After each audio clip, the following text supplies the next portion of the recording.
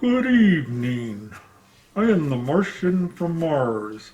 I am your new host to Spinner Rex Studios. Let's just say I have disposed of Dave. I am sure that this channel, with me as your new host, will now tenfold get more subscribers and likes. So please join me as we look at some Halloween horror.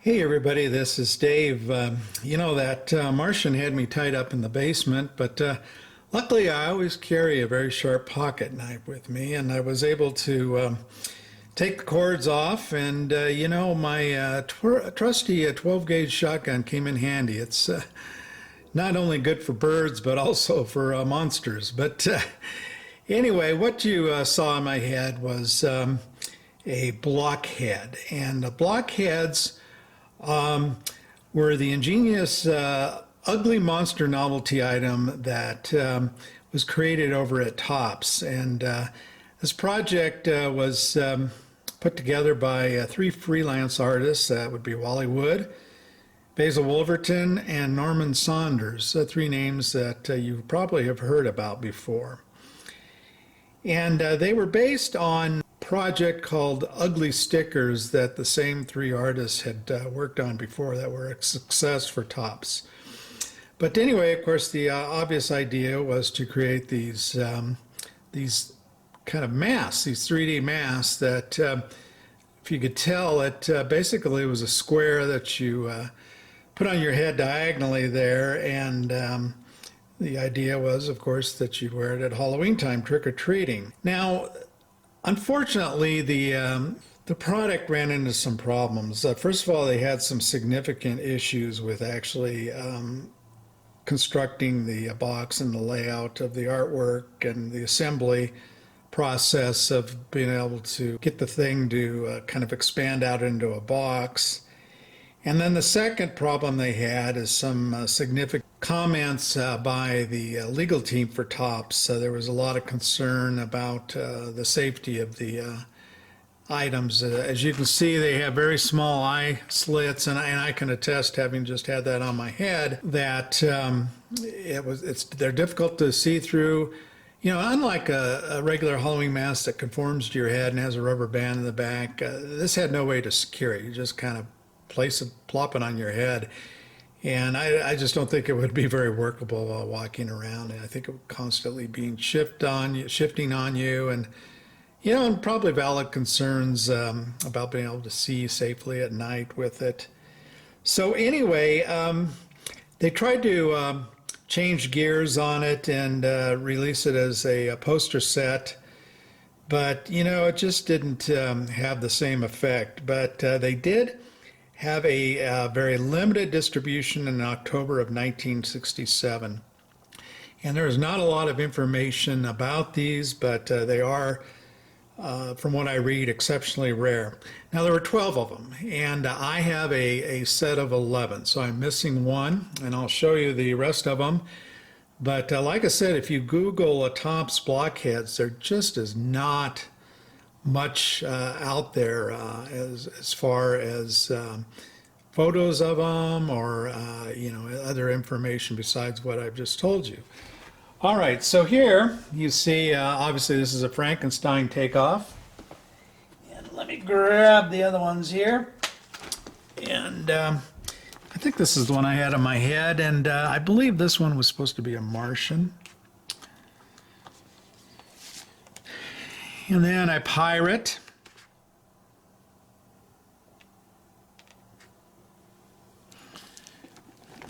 And then this one was one of my favorites. Can't can't remember whether it was supposed to be a voodoo person or what, but I really like the colors and the different shapes and what have you on it. And of course, have to have a skull. And then a gorilla. I'm sure DC Comics would like that one.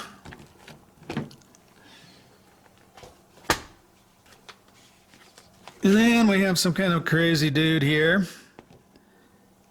Yeah, kind of very reminiscent, of course, of some of those card sets and stickers from the 60s. Here we have a fly.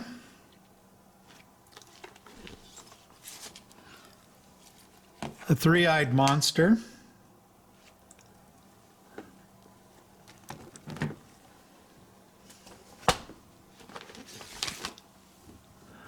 Some crazy beatnik from the 60s. And then a bat. So that's 11 of the 12, and I've got my eye out for the 12th, but I imagine it's going to be very hard to come by because, like I said, you just don't see these too often. All right, well, let's get on with the comic books. Okay, friends, by the way, on those blockhead masks I showed you, I have seen online a box for those. So if somehow any of you ever run across them, and especially the box, I'd appreciate it if you'd let me know in the comment section below, because it would be great to be able to get one of the original boxes. All right, anyway, here we have X-Men number 40, a book I'm sure you guys have seen. Cover date of January of '68, which means that it would have been, out on the shelves maybe in October, probably in October, certainly in November. But Frankenstein was, a popular character, and you'd see him on comic books now and then. I think it probably helped sell comic books. But this is a great book for a Halloween season, and I always get it out at this time of the year. Okay. Sensation Comics number 73. This is a book that you probably don't think about for Halloween, Wonder Woman, but you can see it. It certainly has the imagery of Halloween. The title of the on the front there, the story is "Last Witch Hunt," and then there they all are on broomsticks. So great cover for Halloween time.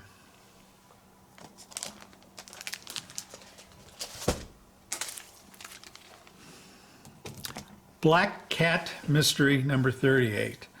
Talked about this title before. A very odd title. It started out as a superhero title.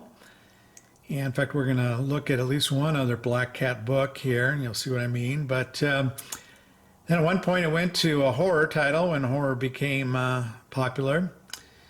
And then at one point it became a Western when Westerns were popular. So kind of went three ways there. But I don't, I have a spattering of pre-code horror. I don't have a lot, but this is a great cover.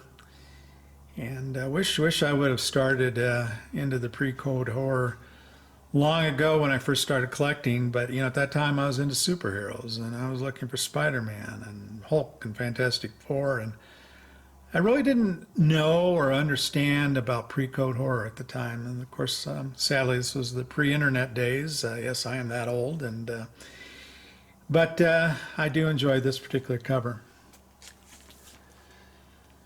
And Halloween time, of course, we've got to show one of the Marvel Frankenstein monster books. This is issue number 11. Appears that he's kind of fighting a Dr. Jekyll, Mr. Hyde type of character there.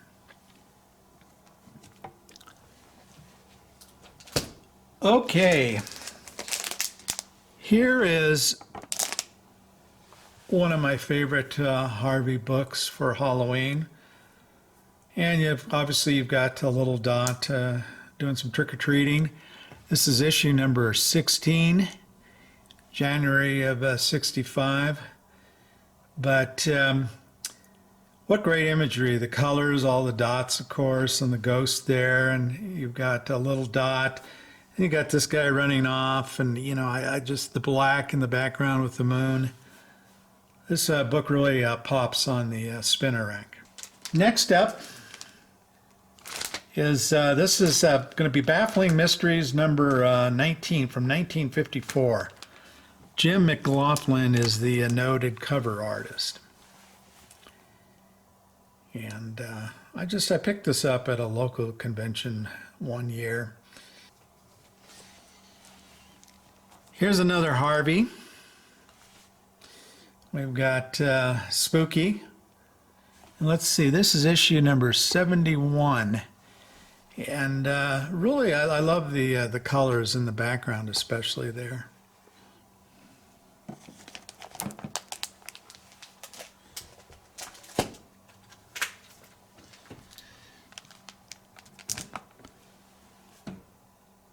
Here is probably certainly my top 5 of Archie Halloween-related comic books. This is issue number 4. Archie's Madhouse Annual, as you can see. And boy, you talk about a great shot with the Universal monsters there. And also, this is one of those square bounds. And this one's in pretty nice shape. I really had to look long for a nice copy of this. This is one that when you typically do see it come up for sale, a lot of times they're pretty beat up.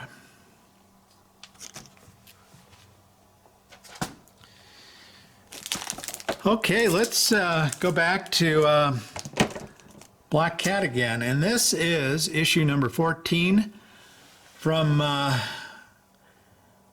November of 48. So it would have been out at Halloween time, and I think it was meant to be a Halloween book, but you've got a couple of thieves down there, obviously, that got something there I'm gonna have to get out.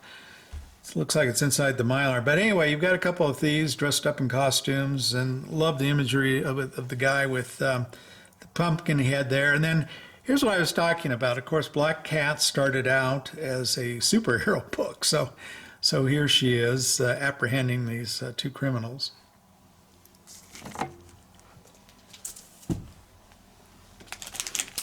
Next up, we've got one of the Space Monster books. This is a Space Action 3.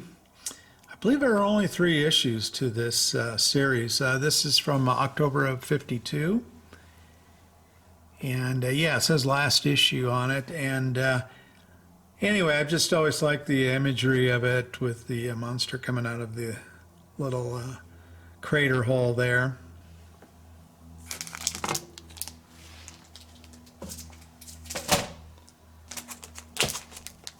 And next, this is one of my other top 5 Archie Halloween books, and this is Pep Comics number 79. Now, I certainly think for me it's Halloween. It appears that the gang is at a costume party, so I'm guessing a Halloween costume party. But the cover date on it was May of 1950, so these things are typically would have been on the rack 2 or 3 months before that date. So it does not appear that this would have been out on the rack around Halloween time, but notwithstanding, I consider it to be a Halloween book and part of my Halloween collection. But just great imagery. Obviously, you got Archie there, but the best imagery, of course, is Jughead in his wizard outfit, and then you've got Veronica stealing the show there in her Pocahontas-style costume.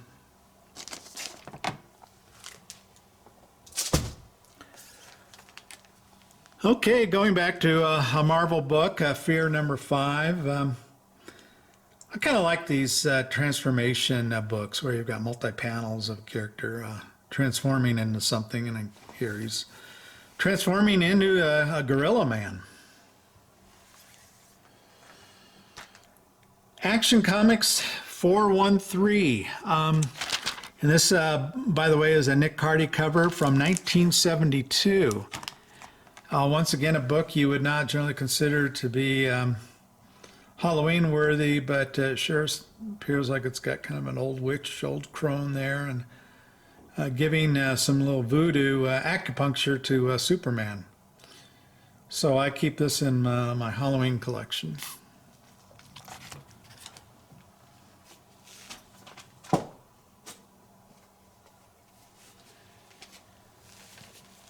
All right, here we have a more recent book, and this is Wolverine number 55.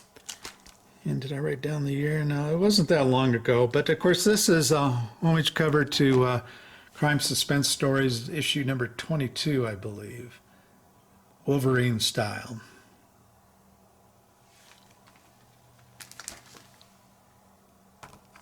And then here is another Archie book, Chilling Adventures in Sorcery, as told by Sabrina. This is issue number 1. Cool book.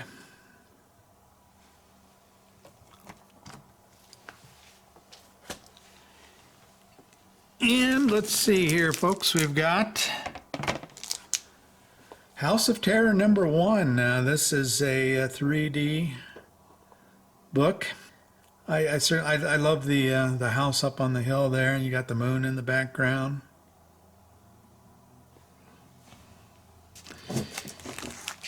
And then finally, I'll end this video with Giant Size Chillers number 1. Great Dracula book, and featuring the introduction of Lilith, Dracula's daughter. And of course, this is a cover by John Romita Sr. And just, you know, classic Halloween style horror cover with Dracula there. You got the moon and the bats in the background and the castles. One of my favorite Halloween books. All right, guys and gals, I hope you enjoyed this video, and I'm hoping to do at least a couple more Halloween videos, so stay tuned. Take care.